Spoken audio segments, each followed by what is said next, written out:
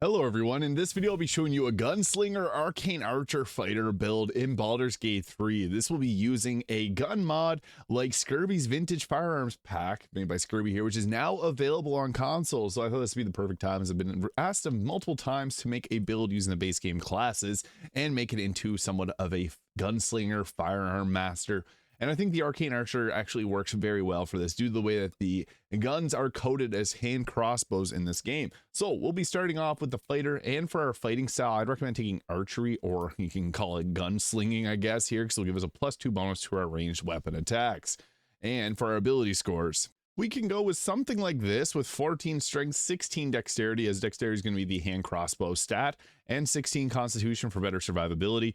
Now, we could also actually just dump strength, since we're going to be using mostly dexterity-based weapons, and put the rest of it into intelligence, as the intelligence stat is important for the gunslinger, and I guess by extension the Arcane Archer, as that's how they use their saving throws on their weapon attacks. So we can go with that, and then maybe put that up there if you really want to use a strength potion to get back your strength, but we're going to be using dexterity for everything.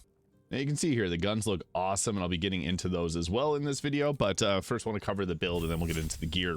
Level 2, action surge, enough said. That's very powerful. Getting that extra action is really nice. And we're going with the Arcane Archer. For cantrips, guidance works well. True strike makes the most sense, but this is so bad. Using an action to get a advantage on an attack, that sucks.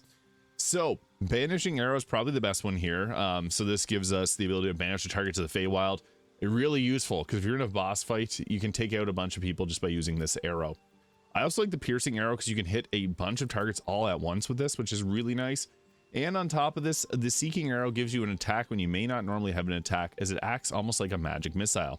So these are great. I also want to give a shout out to the Shadow Arrow, making the target become blinded is really nice as well.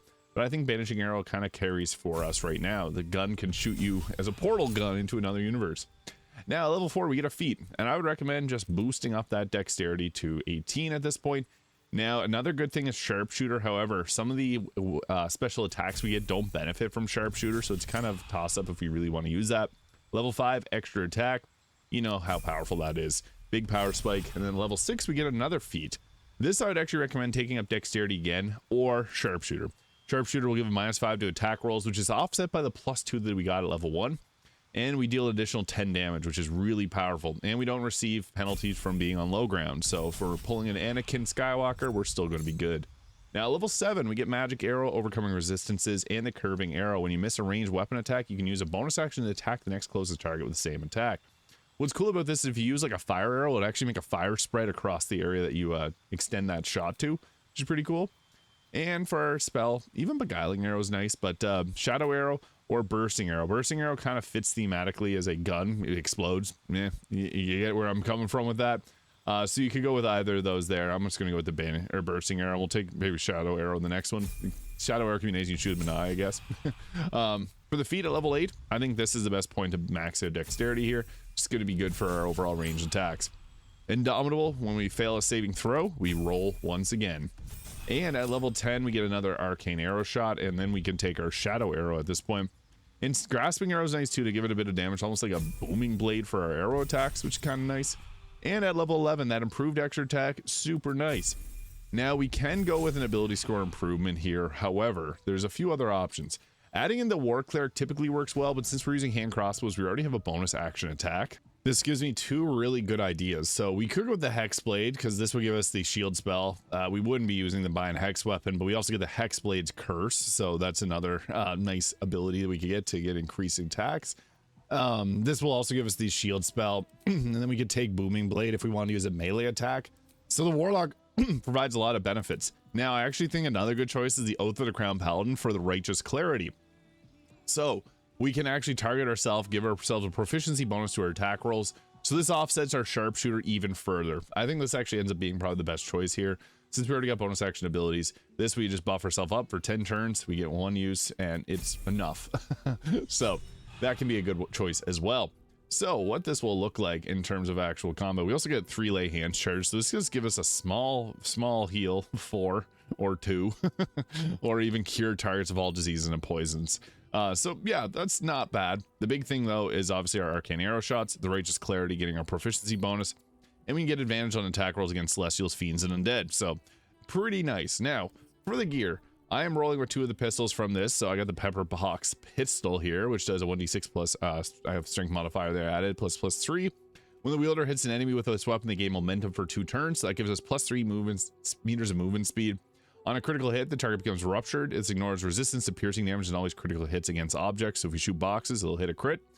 And it gives us different attacks as we level up. I won't use these because you can see there 108 damage is actually pretty strong. Penetrating shot can hit multiple enemies, but we got the same things from our arrows here. And also got the revolver pistol here in the offhand, but it's entirely up to you. There's a lot of different ones in this mod.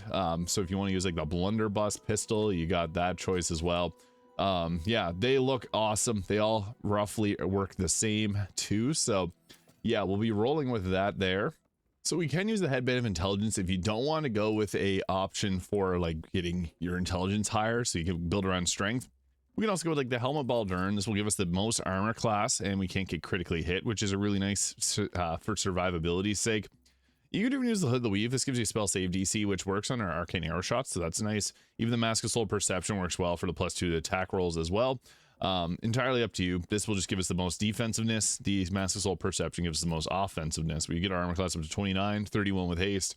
And Cloak Protection for +2 to armor, or +1 armor class.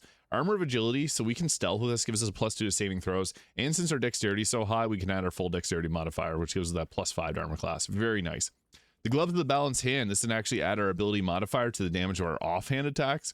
So this actually makes the offhand weapon much more powerful. You could also go with like the Helldust gloves too. That's another good option because they'll give additional fire damage on your attacks. But I think that the Gloves of the Balanced Hand works a bit better here. And the Evasive Shoes for better armor class.